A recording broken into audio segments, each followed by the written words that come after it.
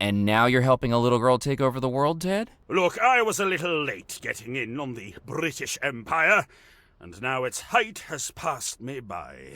I don't want to miss out again. This is my opportunity to get my foot on the ladder of a new attempt. More like your chin on the ladder. Very funny. You know, I have other interests too. You really need to get to know me as a person.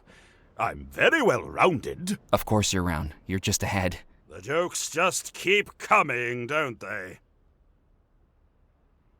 Well, I'll leave you two to your plans. Long live the sisterhood! Mallory's teacup sat undisturbed in front of her. She stared at it with a scowl that implied its choice of flavor was a personal slight. It was a small teaspoon for the tea party. A bone china teapot sat at the center of the table. It was perhaps the first time in decades the gazebo had been used for a tea party. The teapot was empty. Do you mind if I take this? Good idea. You can be my butler.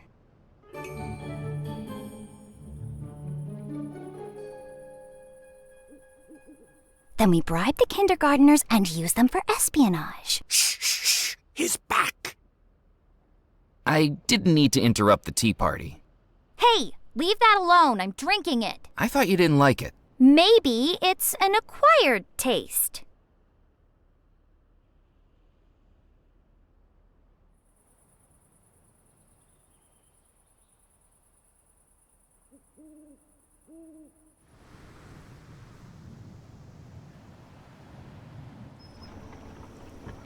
The chicken exuded an air of confidence and rebellion.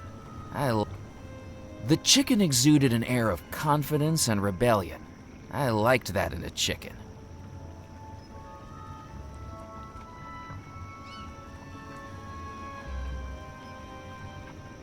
I'd bothered the chicken enough.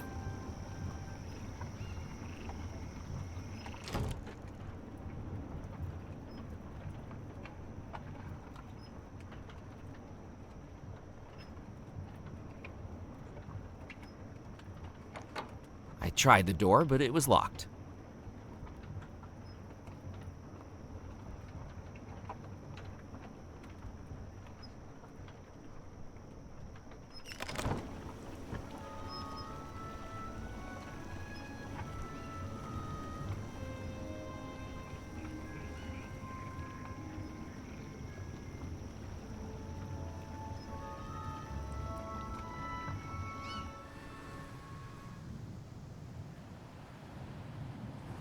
Returning to St. Juniper's Church, it was clear by the illuminated windows and the repetitive hum of a newly placed generator that the rum runners had made themselves at home.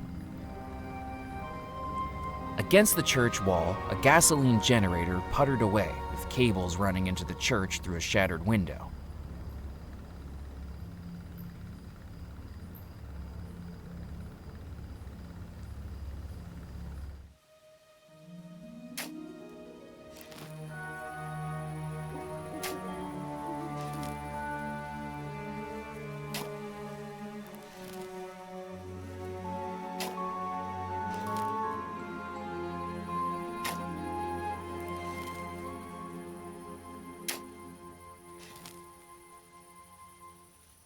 A fresh grave was being dug in the cemetery. I didn't want to get too close.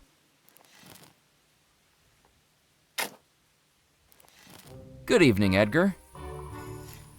Ah, blast it. Not again. I go all night as the only one in this cemetery with a pulse. Then here you are bringing me 2 steps closer to losing it. What do you want now? Just taking a look around. It's peaceful here. It was.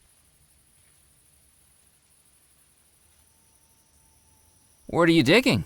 I thought the cemetery could do with a swimming pool. Put out some deck chairs, maybe a tiki bar. What do you think I'm digging? Another grave. Who's this one for? Reginald Goff. He was the state executioner in the next parish over. How did he die? His last convict was a bit nervous about being executed by the electric chair. When Goff asked him if he had any final requests, the convict asked if he could hold his hand for support. Shocking. Then I've got Marigold McGee to deal with before I can clock off. That'll be a headache. What's so difficult about Marigold McGee? She asked for her remains to be scattered across the island. That doesn't seem so bad. The problem is she didn't want to be cremated. The ghost stories are real. Well, I don't want to hear them. I don't like to think about ghosts. Why not? Because they'd be bad for business. I have my work cut out here with the dead as it is. Imagine if they came back asking for a refund. Has the cemetery been here long? This cemetery is the whole reason Devil's Rock is populated. Back when the mainland was first settled, they used to ship off the bodies of undesirables to be buried here. The criminals and paupers. St. Juniper's Church up on the hill was one of the first structures here, along with the fort. So that's what this place became. A cemetery island. A place where only Beelzebub himself would take the bodies that were interred in its soil. The Devil's Rock. Creepy. I think the rum runners are using the church as a hideout. What do you want me to do about it? My job description says I deal with the outside. It's the vicar's responsibility to take care of the inside. I'm just contracted for the grounds and the graves. Do you know what happened to the vicar of St. Juniper's Church? Foskett was his name. Disappeared along with everyone else at the manor during the Belmore wedding. Did you get along with him? No! Miserable guy he was. Fortunately, we came to an understanding. An understanding? Let's just say that one night, I might have witnessed a certain clergyman through the vestry window. Off his head on communion wine, wearing a crinoline over his cassock, singing, "We three kings of Jackson Square, selling stockings a nickel a pair." He couldn't look me in the eye after that. The only way we communicated was through notes on the parish bulletin board. And that's the way I liked it.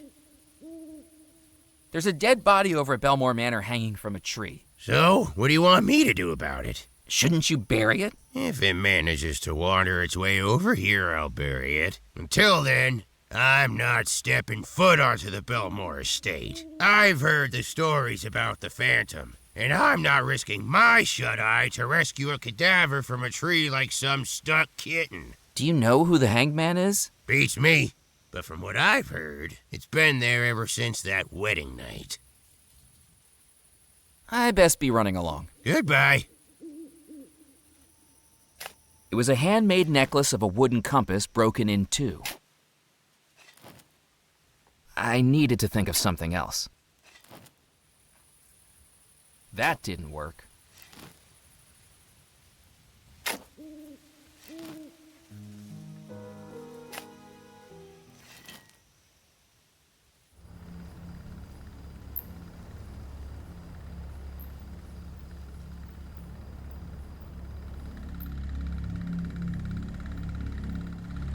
It was an empty socket for an alternate fuse.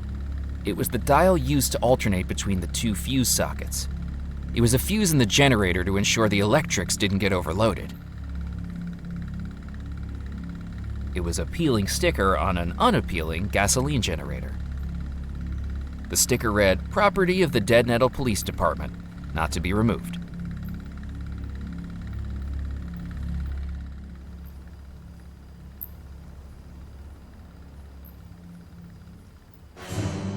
Musket! Did you hear that? Will you stop twitching, Morris? You're making me nervous. Sorry, boss. I just don't know if we should be doing this. Doing what? Using a church for morally dubious activities. Theology lays out pathways and guidelines to keep us on the moral road to righteousness. Did one of those barrels hit you on the head, Morris? Quit your belly aching. What's the worst that could happen? I'm getting the spooks, boss. This church has a lot of dead people. What if they don't like us being in here? Is that what you're worried about? Ghosts ain't real. Now hush up about it. I don't know, boss. The scientific consensus on paranormal activity still seems to be inconclusive. I read a book about it last week, and it's really giving me the heebie-jeebies. What have I told you about reading? It's no good for you. It gives you delusions of grandeur and indigestion. Sorry, boss. Just for the sake of argument, this book you was reading. What did it say about ghosts? It said that there are 3 signs for detecting paranormal activity. What's the first sign? First, the temperature drops as the ghost's presence descends upon the locality. Well then, until we start getting the chills, there ain't nothing to worry about.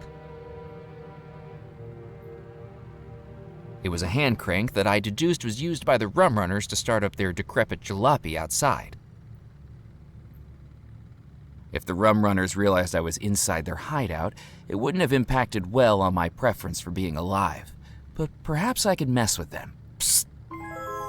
Did you hear that, boss? We must be imagining things. What did you say the first sign of paranormal activity was? A drop in temperature, boss. Turning the fan off would have alerted the rum runners to my presence. The collection plate was empty. A silver collection plate sat on the crate. It wasn't doing much collecting anymore. An electric fan blew air across to the rum runners as they struggled with the Louisianan humidity.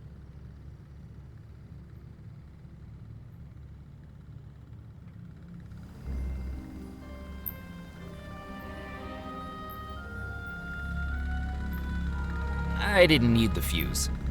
I couldn't do anything with an empty socket. I couldn't do that. It was an old pair of pliers. Without a second fuse installed, the dial refused to turn.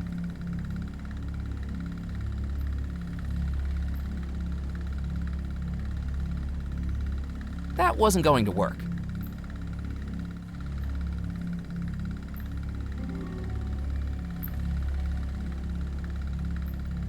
I couldn't do that.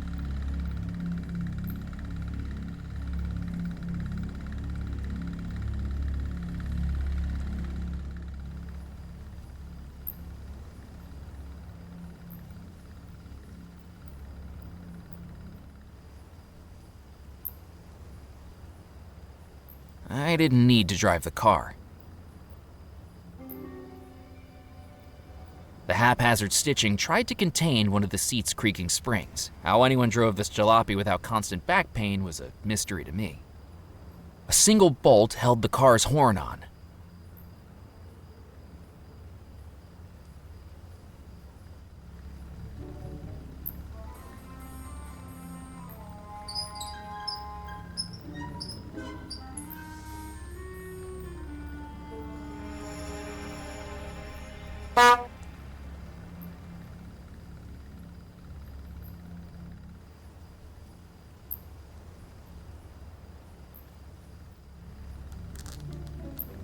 Deciding the jalopy was so beat up that a little more damage wouldn't be noticed, I cut open the stitch.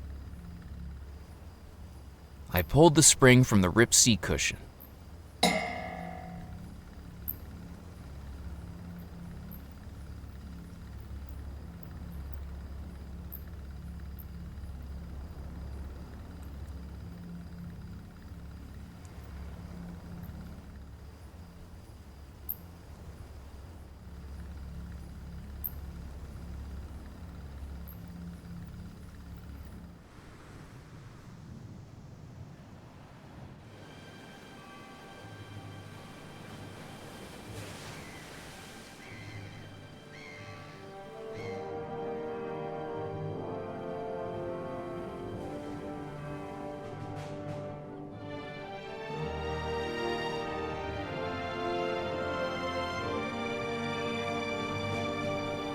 That didn't work.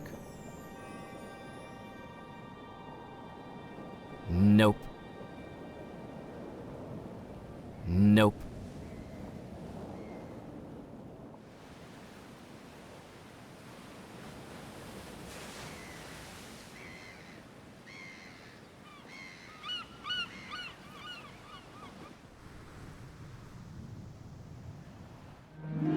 Life continued on in Dead Nettle, its citizens oblivious to the supernatural struggle happening on the far side of the island. Even with their predilection for local legend, I doubted they'd believe me if I told them.